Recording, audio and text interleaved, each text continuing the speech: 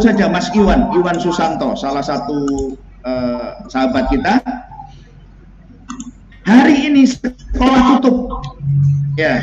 Padahal beliau jualan alat peraga sekolah, alat peraga pembelajaran, tapi sekolah tutup dan sekolah tidak berani mengambil keputusan untuk membeli alat peraga pembelajaran. Apa yang dilakukan oleh Mas Iwan setelah berkelindang kiri kanan, ya, dan lain sebagainya? Hari ini beliau mendapatkan kontrak untuk melayani 217 kantin sekolah dan melayani 6.000 mahasiswa.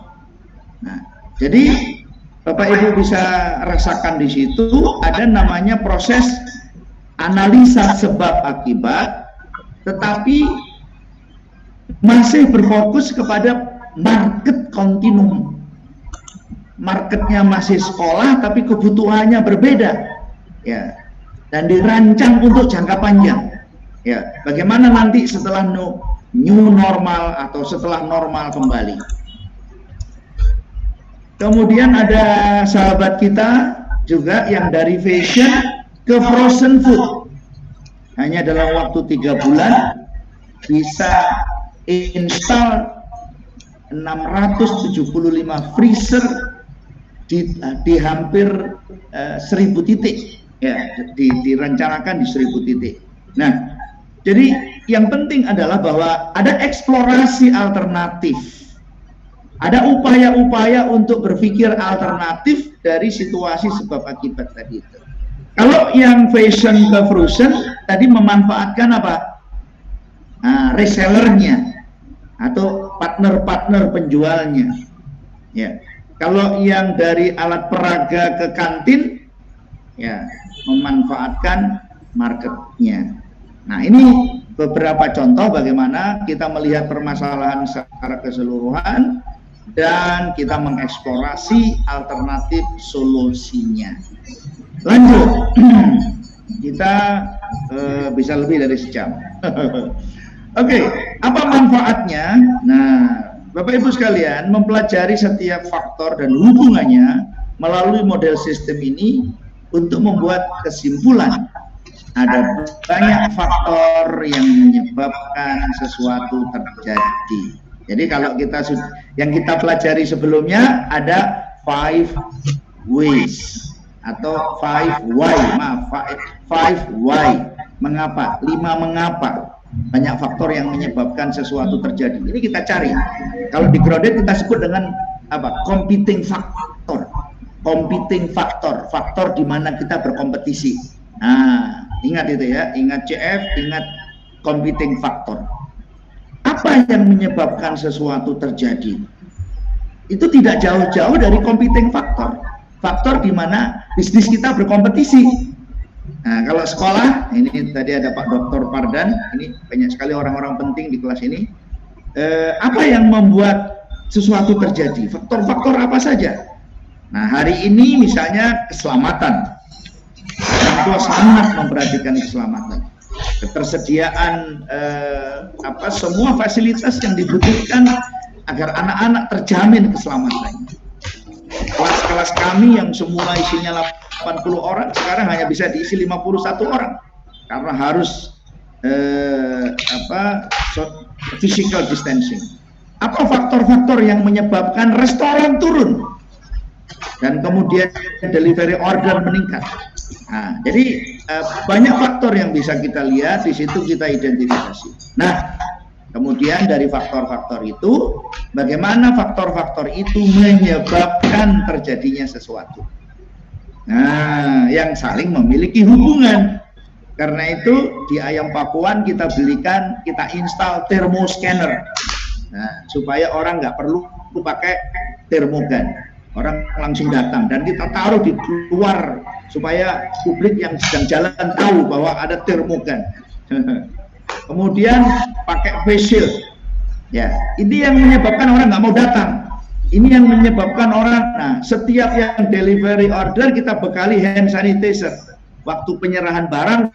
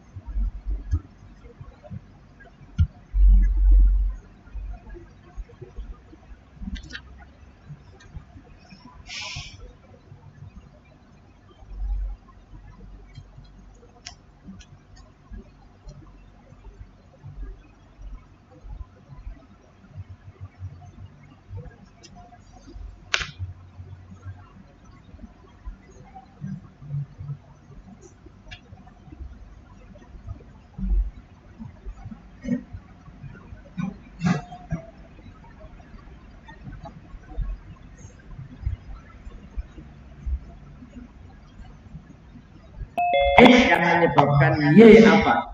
Ada banyak faktor yang berkelindan itu.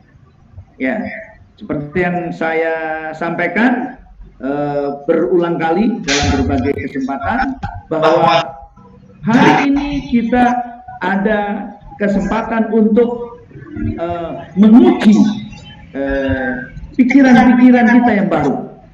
Karena ada 4 megashift, ya, sudah kita pelajari sebelumnya. Ada 4 megashift. Nomor 1 stay at home, ya kan? Ini dasarnya bahwa orang sekarang tinggal di rumah. Yang kedua, go bottom, atau orang hanya ngurusi yang penting-penting. Yang ketiga, go digital, orang berkomunikasi, bertransaksi menggunakan digital. Dan yang keempat, go empatik, atau society, empathic society, munculnya masyarakat yang empatik. Banyak dapur umum, banyak orang berbagi nasi bungkus dan seterusnya. Jadi apa mission statement kita hari ini agar bisnis kita tetap bisa bertahan? Ya, dalam situasi pandemi beberapa kawan justru opening bisnis baru. Ya, saya juga opening bisnis baru. Ada Mbak Upi di kelas ini yang juga akan segera opening bisnis baru di Malang. Jadi luar biasa, selalu ada peluang. Dan pandemi ini telah mematikan 48% UKM. Ya, ini data dari Biro Pusat Statistik. Tetapi juga menimbulkan peluang-peluang yang baru. Nah, kemudian yang kedua, company background, kekuatan Anda hari ini apa? Nah, itu yang harus kita pelajari. Kemudian product description, produk apa yang hari ini kita jual, akan kita jual, yang unik, yang dibutuhkan, yang masih orang butuhkan karena orang go bottom. Kalau bisa yang 4 itu, stay at home, go bottom. Tapi sebentar lagi saya ingin ingatkan bahwa September, Oktober, November, Desember mungkin akan ditemukan vaksin. Ya, dan begitu vaksin, Januari normal, mahasiswa normal kembali. Siapa yang paling diuntungkan? Ya, Anda yang hari ini sedang membuat konsep. Marketing plan-nya seperti apa? Marketing plan itu seperti apa? Mari kita lihat berikutnya. Marketing plan. Nah, kalau kita bicara marketing plan, apa saja kira-kira yang harus dilakukan, ya kan? Traffic buildingnya, sosial medianya, offline-nya, brosurnya, presentasinya. Hari ini saya justru banyak menyebar brosur, presentasi door to door, ya. Kemudian website design, kami lagi terus memperbaiki, optimasi. Kita kemarin buat 75 artikel untuk optimasi, ya. Jadi bikin marketing strateginya apa saja, offline-nya, online-nya. Berikutnya 7P-nya. Mari kita lihat, ini satu rangkaian. Marketing mix-nya seperti apa? Ya kan, ini basic, ya. Kira-kira fitur-fiturnya gimana ya produk kita ini? Packagingnya seperti apa ya yang cocok hari ini? Ya, servicesnya, warantinya, jaminannya gimana ya? Price strateginya, ini kita diingatkan kembali Bapak Ibu sekalian untuk supaya konseptual tadi itu hingga atau mendarat di tempat yang tepat. Ya. Berarti pada hari ini kita bikin bisnis plan, kita analisa marketing mix-nya, dan kita bikin marketing strateginya. channelnya lewat apa? Ya, ayo rasakan, kita rasakan. Berarti digitalnya saya dalam 5 bulan ini mengundang 5 guru digital untuk mentraining tim saya. Kemudian advertisingnya, fasilitasnya akan berubah lagi Bapak Ibu. Rumah kos saya kita persiapkan untuk menghadapi new normal, fasilitasnya baru, ya, equipmentnya baru, ya. Kemudian people, kita justru banyak sekali rekrutmen. Nah, yang paling penting adalah bisnis prosesnya yang berubah. Jadi Bapak Ibu sekalian, disinilah kita menyusun rangkaian berpikir konseptual, memikirkan dan menghubungkan kausalitas sebab akibat, tetapi untuk langsung menuju kemana? Ya, mari kita kembali ke bisnis plan. Nah, kompetitor analisis, coba kompetitor analisis. Nah, kita bisa lihat kompetisi yang kita sering sebut dengan audit kompetitor. Ada 3 audit kompetitor itu: audit produknya, audit bayarnya, audit perusahaannya. Cek. Ya, justru kita hari-hari ini harus sangat rajin melakukan analisa kompetitor, riset produk, lihat traffic, ya, lihat gagasan yang hari ini sedang berselancar dan berputar-putar di dunia maya. Kemudian SWOT analysis, kita kuat di mana? Sering saya katakan, kita fokus pada kekuatan kita. Kita harus fokus pada kekuatan Anda, ya, kekuatan Anda. Ya. Kemudian operation, ya, bagaimana Anda beroperasi? Bagaimana Anda membangun operasi? Bagaimana Anda mengatur dari bahan baku, kemudian ke lokasi, kemudian berinteraksi dengan pelanggan, ya, dan bagaimana pelanggan tetap nyaman, tetap aman dan selamat.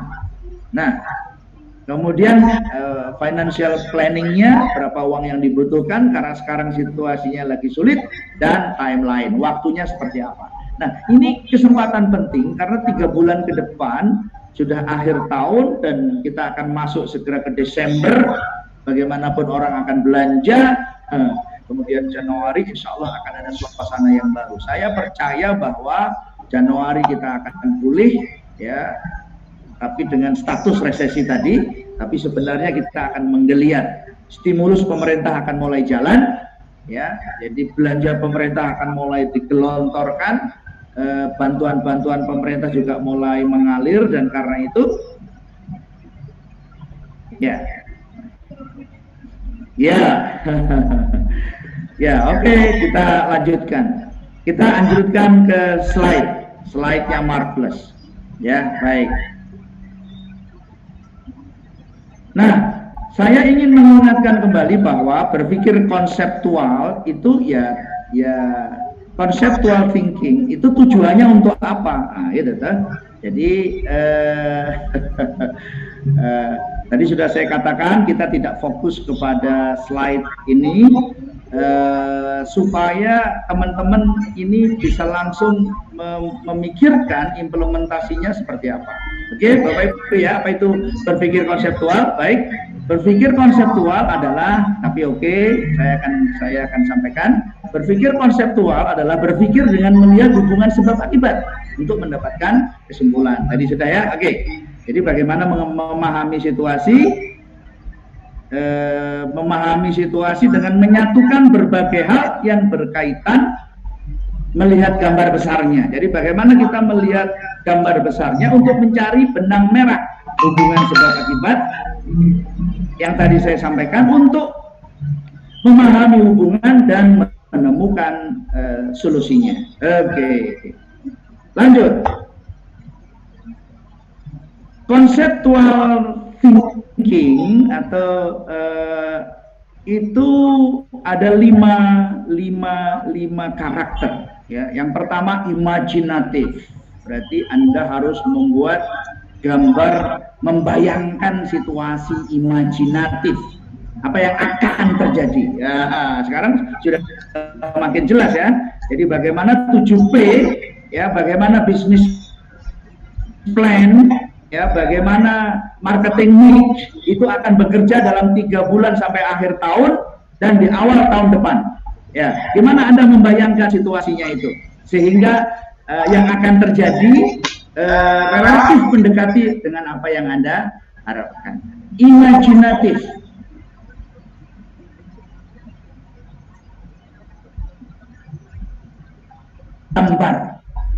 Gambar di masa depan yang sudah ada gambarnya. Bagaimana kira-kira yang tadi saya katakan ada 4 sebab resesi, berarti kita mendorong orang belanja, berarti kita memprovokasi orang belanja, dan kita sudah tahu yang bisa merangsang ya, dan bagaimana ukuran-ukuran yang akan kita buat agar orang bisa belanja.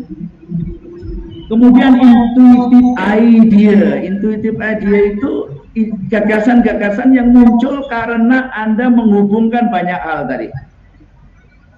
Kemudian enjoy the unusual atau menyukai hal-hal yang tidak biasa. Anda harus menyukai hal-hal yang tidak biasa. Dan seperti yang Anda lihat ya, bagaimana Pizza Hut turun ke jalanan, bagaimana Alfamidi bikin lapak di pinggir jalan, dan learn by experimenting. Anda belajar dengan mencoba langsung bereksperimen. Oke, berikutnya mari kita lihat video.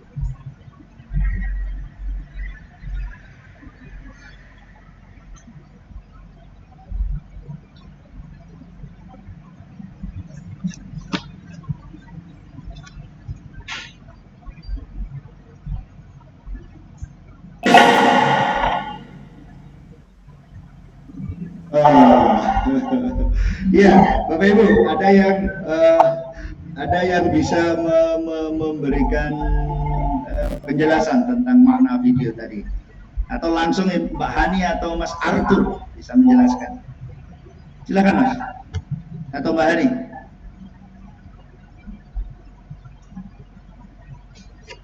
Halo.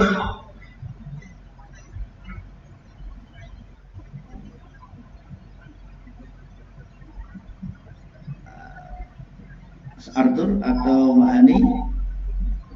Oke. Ya, jadi dari deskripsi yang disampaikan oleh Mark Plus bahwa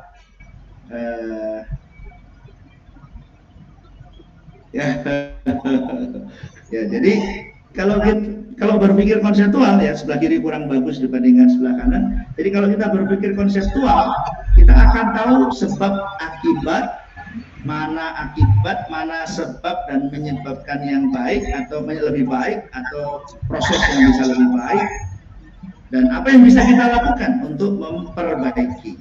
Nah, tadi kalau Anda lihat sepintas di belakang itu ada backlog ya, itu agile, Scrum and agile, itu bagian dari model Scrum. Ada backlog, yakni daftar isian persoalan yang sedang ini, ada to do, pekerjaan-pekerjaan yang akan segera dikerjakan, lalu done, jadi pada akhirnya adalah done, memberikan status bahwa pekerjaan itu telah diselesaikan. Intinya bahwa kita walaupun pesan ini kurang tertangkap dengan nyata, saya menyimpulkan bahwa semua tindakan punya konsekuensi. Ya, apakah konsekuensinya kebiasaan yang buruk itu akan menjadi seperti apa? Tindakan pikiran akan menjadi tindakan akan mengakibatkan sesuatu. Baik, berikutnya. Nah, Bapak Ibu sekalian, lack of conceptual thinking, ya, tadi ingat bahwa sebab kalau kita mempelajari faktor-faktor yang menyebabkan terjadinya sesuatu, kita menemukan relasi kausal antara sesuatu dan akibatnya, dan kita bisa membuat, lalu kita bisa menyusun perencanaan. Nah, jadi 3 poster tadi memang tidak dari PowerPoint-nya Marcus. Saya ingin menyisipkan sambil mengingatkan bahwa ada tugas untuk menyusun bisnis plan, ada tugas untuk mencoba. Dan saya paling gampang menggunakan 7P, kemudian marketing strateginya. Nah, ada lack of conceptual thinking. Apa itu lack of conceptual thinking, Bapak Ibu sekalian? Lack artinya katakanlah ketidaksempurnaan atau kehilangan atau kecukupan. Ya. Manusia cenderung memberikan banyak perhatian, dan mengutamakan bagian yang hanya menarik perhatiannya, dan tanpa menyadari, ya seringkali tidak menyadari bahwa bagian-bagian yang penting itu atau sesuatu itu memiliki pengaruh yang lebih luas atau pengaruh yang lebih besar pada proses. Ini penting. Karena itu saya ingin Bapak Ibu kembali kepada sistem tadi, model sistem tadi. P, misalnya 7P. Nah, jangan sampai kita mikir marketing terus. Mbak Upi misalnya jangan mikir produknya terus, produknya udah pasti enak. Tapi pemilihan tempat, mungkin kemarin ada yang mengingatkan kalau Anda milih Soekarno-Hatta itu begini dan seterusnya. Jadi jangan sampai karena Anda ini yang punya, karena Anda ini bidan dari produk Anda sendiri, maka waduh ini produknya tanpa menyadari aspek-aspek lain, karakter market, karakter kota Malang dan seterusnya misalnya, ya. Oke, berikutnya. Conceptual model, mari kita lihat. Dr. Dennis Meadow membuat namanya causal loop, ya, atau causal loop atau lingkaran kausalitas untuk melihat keseluruhan sistem, ya. Tool yang menggambarkan representasi struktur sistem. Tool ini akan memberikan kita sebab akibat yang diberikan setiap hal. Lalu hipotesis penyebab kedinamisan model itu. Bagaimana model itu lentur dan saling mempengaruhi. Ya, jadi misalnya mari kita perhatikan, perbesar gambarnya Mas Bezo. Iya. Nah, nanti Bapak Ibu bisa ini saling mempengaruhi. Transport cost, ya, tentu ada transportation distance, lead time, waktu tunggu, kemudian geographic spread, source of supply, siapa, new product growth, pertumbuhan produk baru. Nah, itu bergantung kepada tentu saja demand. Tapi demand dipengaruhi oleh price dipengaruhi oleh cost. Maka di situ ada dinamika transport cost, supply chain disruption. Ya, ingat di Porter kita belajar tentang 5 faktor tentang bargaining power of supplier. Sumber supply, inventory, kemudian supply chain, ada gangguan tidak, geografik, menimbulkan supply chain vulnerability atau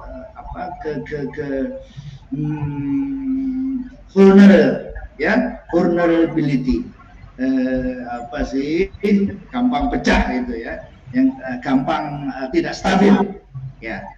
Time distance, lead time, waktu menunggu. Kalau kita lihat ada angkot yang ngetemnya terlalu lama ya, kemudian bisa karena transportation distance, source of supply, kecukupan, need for supply, dan seterusnya.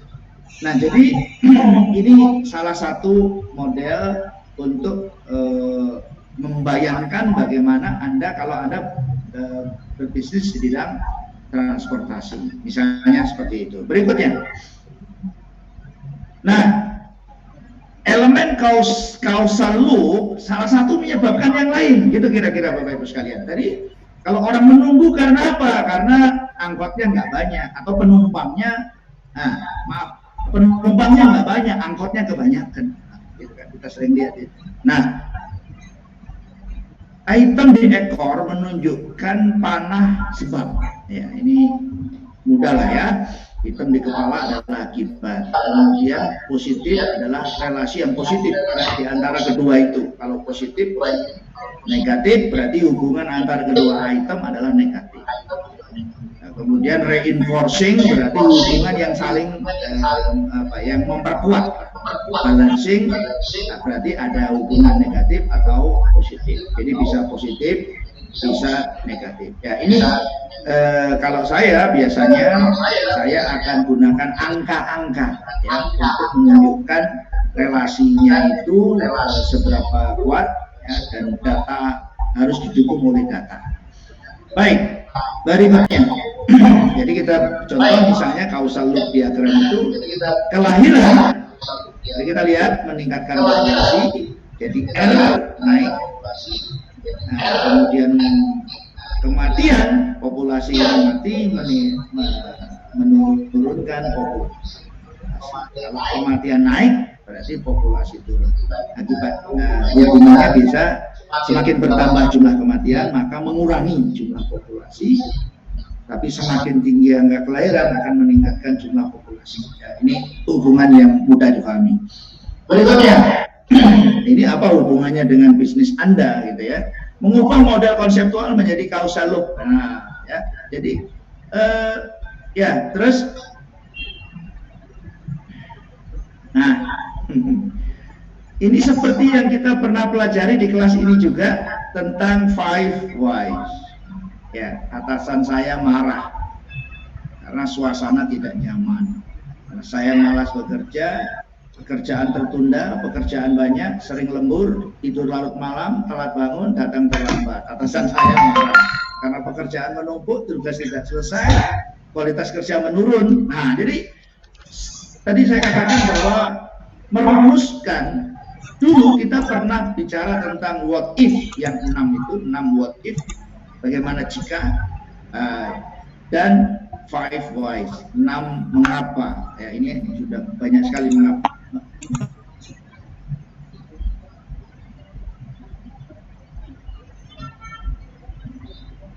Banyak ya, apa poin-poin yang harus diperbaiki ya kan? Tidak tidur tepat waktu, tidak terlambat, kualitas kerja harus baik, pekerjaan selesai, pekerjaan tidak boleh terlalu banyak, dan saya malas. Nah, poinnya apa yang bisa menyebabkan mengubah semuanya? Saya harus meningkatkan kinerja saya harus meningkatkan semangat kerja saya harus memperbaiki cara saya bekerja, saya harus meningkatkan keterampilan kerja saya. Nah, ini kan juga bisa didorong karena tidak terampil. Mengapa malas? Karena pekerjaannya sulit.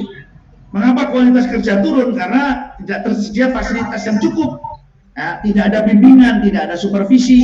Ya, jadi kaitannya dengan situasi-situasi yang teknikal, tetapi harus digali apa yang menentukan supaya kita tidak fokus kepada the lack of conceptual thinking-nya. Oke. Berikutnya, tambah asik. Semoga tambah asik. Nah, Nah, tadi hubungannya bisa kita lihat di sini, ya. Berarti jam kehadiran di kantor, ketepatan bangun tidur, kemudian semangat kerja, ada yang positif, ada yang negatif, kualitas kerja, emosi atasan, kenyamanan suasana kerja. Jadi menuliskan hubungan antar faktor yang dapat menjadi solusi. Apa solusinya? Apakah itu lelah, kualitas tidur, kegiatan bangun tidur, tepat bangun tidur. Oke. Jam kehadiran di kantor. Nah, itu yang penting yang akan memperbaiki emosi atasan. Berikutnya, nanti bisa dipelajari lagi. Nah, kesimpulan dari causal loop diagram tadi, menemukan solusi dari permasalahan yang dihadapi, dari contoh nomor 1, agar atasan saya tidak marah, saya harus selalu semangat kerja dalam kondisi apapun. Karena semangat kerja memiliki hubungan dengan kualitas kerja, maka penyelesaian tugas juga waktu kedatangan kantor harus tepat waktu. Jadi digunakan elemen-elemen yang bisa menyebabkan, yang bisa memberikan solusi. Ya. Baik, ini technical operational di kantor Bapak Ibu semuanya. Berikutnya. Nah, ini ada perusahaan Gotik. Perusahaan Gotik ini Go Ticket ya, tiket, Go Ticket. Nah, seperti yang kita hadapi hari ini Bapak Ibu sekalian, perusahaan mengalami krisis, sulit melakukan penjualan, mudah ya. Tingkat penjualan menurun, ada biaya tambahan yang harus ditanggung, menyebabkan krisis, mendapatkan pendapatan perusahaan turun, keuangan tidak stabil, resiko pengambilan keputusan yang salah, yang krisis, tambah krisis, Gotik mengalami kesulitan arus kas, menjaga arus kas. Stabilitas perusahaan terganggu, tidak mampu gaji karyawan, ada PHK, perusahaan mengalami krisis. Nah, ini situasi yang juga persis yang kita hadapi, sebagian kita hadapi hari ini. Nah, solusi-solusinya seperti apa? Ya tentu saja, ya semua kalau kita belajar yang basic tadi, bagaimana meningkatkan penjualan. Dengan meningkatkan penjualan, maka pendapatan akan meningkat, keuangan akan stabil, arus kas akan naik, dan seterusnya, sehingga perusahaan akan mengalami perbaikan. Nah, relasi, bagaimana hubungan antar faktor yang dapat menjadi solusi, ya.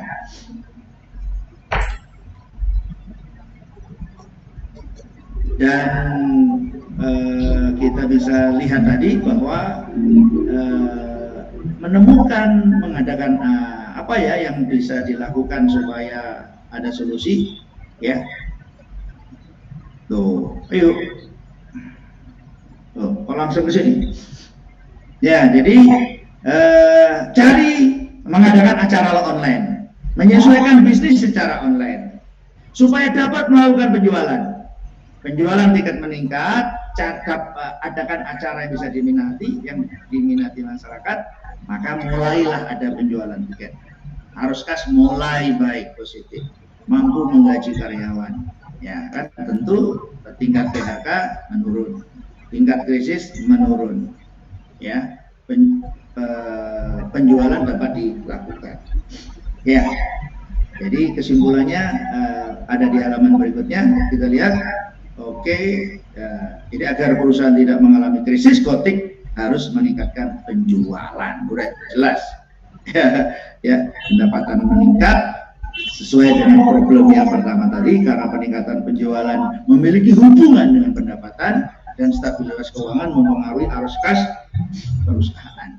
Baik, karena itu kemudian mereka melakukan penjualan tiket, melakukan konser online untuk penyesuaian selama pandemi. Jadi ini sebenarnya basic lagi, seperti yang sudah kita bicarakan dalam banyak kesempatan dalam saya sudah 100-an Zoom di berbagai event. Jadi kita menyesuaikan ada 4 mega shift, go online, go stay at home, go digital. Nah, ini tiga-tiganya kemudian terjadi. Jadi event online aja. Jadi kita tahu penjualan Netflix juga meningkat luar biasa, dan ini adalah cara-cara untuk menemukan solusi atas persoalan yang kita hadapi hari ini.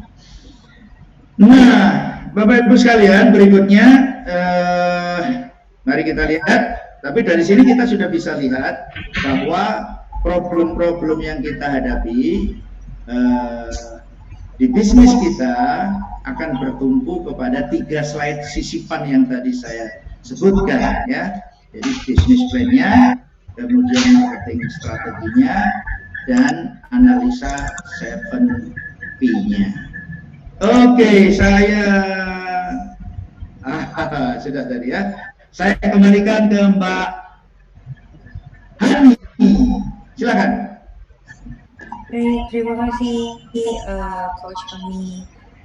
Selanjutnya kita masuk ke sesi Q&A, tanya jawab. Mungkin dari peserta ada yang ingin bertanya seputar materi, bisa langsung di-unmute feature di Zoom-nya dan langsung bertanya kepada Coach Fakih. Silahkan, mungkin ada Bapak Ibu yang ingin bertanya.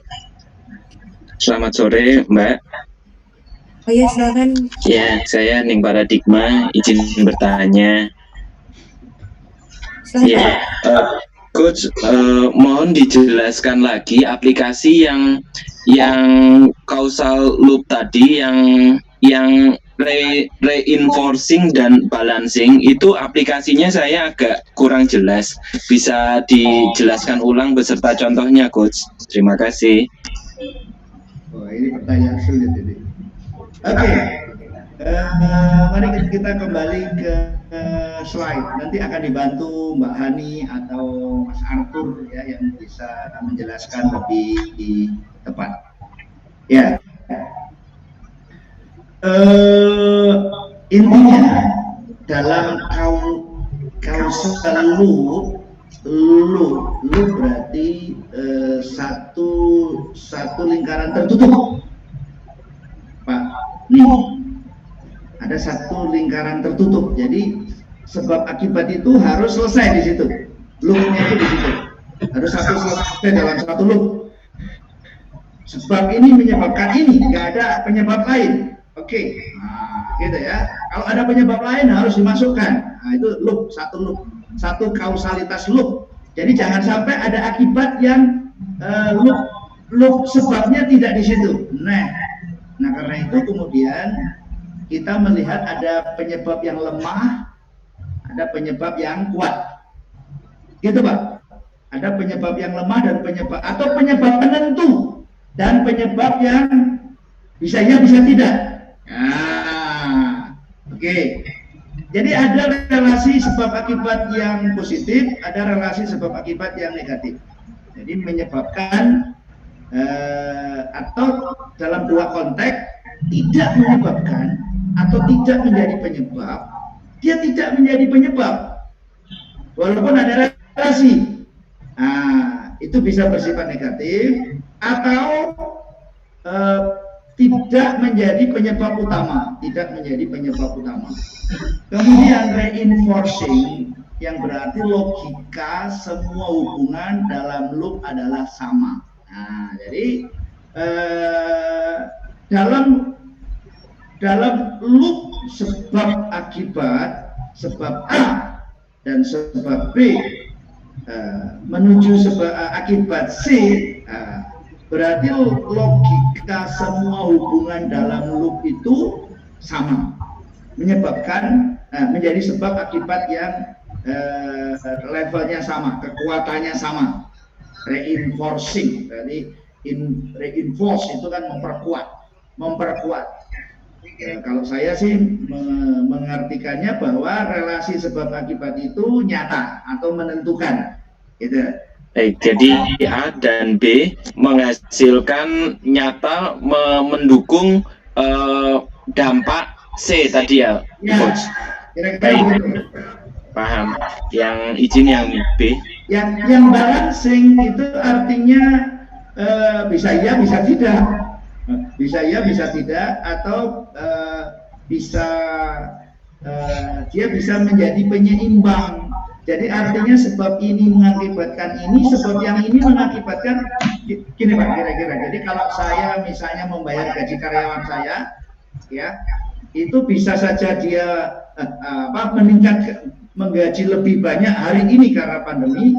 Itu bisa, kalau saya melihat itu bisa negatif, bisa positif. Karena itu saya mengatur sepenuhnya gaji karyawan saya di masa pandemi ini berdasarkan proporsi penjualan. Jadi saya tidak menaikkan, tapi saya tidak menurunkan. Karena menaikkan dan menurunkan sama buruknya. Tetapi kalau saya memutuskan bahwa gaji karyawan dibagi berdasarkan kemampuan menjual, proporsi penjualan, maka itu akan berakibat sama-sama menyeimbangkan negatif atau positif. Baik, Coach. Ya, nanti sambil kita pelajari lagi. Oke. Baik, terima kasih, Coach. Ya. Hening.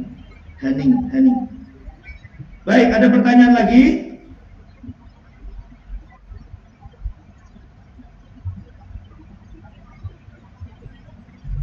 Kalau ini pendamping dari Markus bisa juga ikut menjawab. Terima kasih, ada Pak Dr. Saiful, ada Pak Dr. Fardan, ada kawan-kawan yang banyak saya kenal, sahabat-sahabat saya sudah sering, ada Mbak Upi, sudah terlalu sering ini. Kalau Pak Dokter, Masya Allah, terima kasih. Pak Dokter, belakang itu apa tulisannya Pak Dokter? Saya dicintai, saya sukses, saya berubah. Oke. Sukses. Ini udik seragam ya, ini ya, udik seragam. Iya. Ada Bu Hamidah yang punya klinik dari Banjarmasin. Ada Mbak Desi Danika yang punya kue dari Jakarta. Ada banyak sekali kawan-kawan. Oke, ada pertanyaan lagi, saya kembalikan ke Ibu Hani. Baik, terima kasih Coach Fahmi. Apabila sudah tidak ada pertanyaan lagi, sebelum sesi berakhir, bagaimana kalau kita foto bersama, Pak?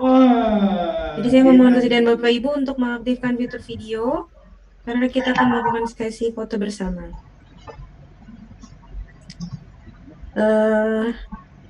Berhubung ada ada 5, jadi kita 5 kali foto ya Pak ya. Silakan. Terima kasih 57 yang hadir pada kesempatan ini. Saya senang karena acara-acara saya dengan Mark Plus selalu dihadiri lebih dari 50 orang. Terima kasih Pak Dr. Fardan, ini pemilik sekolah, salah satu sekolah unggulan di Jakarta. Kawan-kawan semuanya senang, sambil difoto ya. Baik Pak.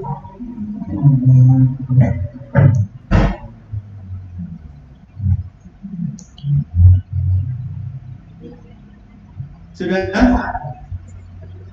Sebentar Pak. Mas Bezo sambil disiapkan 10 langkah untuk bonus. 10 langkah Mas Bezo. Sambil disiapkan ya setelah foto. Oh iya, nanti Bapak Ibu materi Mark Plus dan materi saya akan kami berikan kepada peserta. Dan siap Bu Heni akan memasukkan di grup dan kita bisa diskusi bersama-sama. Dan kita Sudah Pak, sudah selesai sesi fotonya. Sudah selesai. Oke, Mas Bezo silakan. Mas Bezo. Iya, nah. Jadi kalau konteksnya sekarang kita lagi memulai bisnis baru, karena situasinya baru, jadi begini Bapak Ibu, situasi yang kita hadapi itu bisa juga membuat kita berinovasi, lalu bikin bisnis baru. Jadi pandemi dan krisis ini menciptakan bisnis baru. Tentukan nama bisnisnya dan mengapa Anda memilih bisnis itu, apa tujuannya. siapa yang dilayani, lalu lakukanlah riset, tentukanlah target pasarnya, nomor 4, nomor 5, lakukanlah analisa keuangannya. Kemudian apa bentuk usahanya, di mana tempatnya, ya ruko, kafe, rumah, warung. Kemudian model kegiatan usahanya seperti apa, menjual makanan kah, menyediakan tempat berkumpul kah, ya. Kemudian rumuskan organisasi usahanya, sumber daya manusianya, jam kerjanya, posisinya, upahnya, dan cara pemasaran dan penjualannya. Jadi ini juga salah satu cara, karena kita bicara opportunity seeker. Nah, kalau kita bicara marketplace, kita bicara 3 prinsip opportunity entrepreneurial human. Yang pertama opportunity seeker, kita nyari peluang. Yang kedua resources allocation atau resources allocator. Yang ketiga adalah risk taker. Nah, jangan ambil resiko tanpa mencoba menyusun causal loop. Jangan-jangan nanti keputusan Anda menyebabkan sesuatu kerugian, menyebabkan kebangkrutan. Nah, caranya dengan mempelajari agar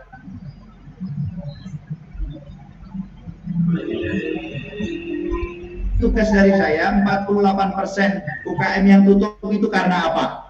Nah, maka Anda hari ini butuh yang baru yang bisa dibuka, mengganti UKM yang tutup, tapi dengan sebab penutupan yang sudah Bapak Ibu pelajari dengan causal loop, conceptual thinking. Itu kira-kira yang diinginkan oleh Marcos Institute. Sekali lagi, terima kasih kepada pemirsa, 57 orang. Terima kasih kepada tim Marcos yang sudah beri saya kesempatan. Saya mendoakan supaya Bapak Ibu dan kita bisa sambungkan dengan di grup dan di diskusi yang selanjutnya. Terima kasih, sukses selalu mengamalkan causal loop, conceptual thinking, dan membuka bisnis baru dan meningkatkan bisnis kita yang lama. Assalamualaikum warahmatullahi wabarakatuh. Selamat sore. Waalaikumsalam. Waalaikumsalam warahmatullahi wabarakatuh.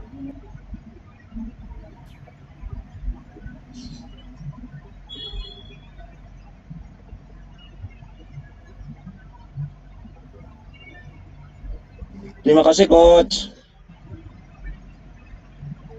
Terima kasih, Coach.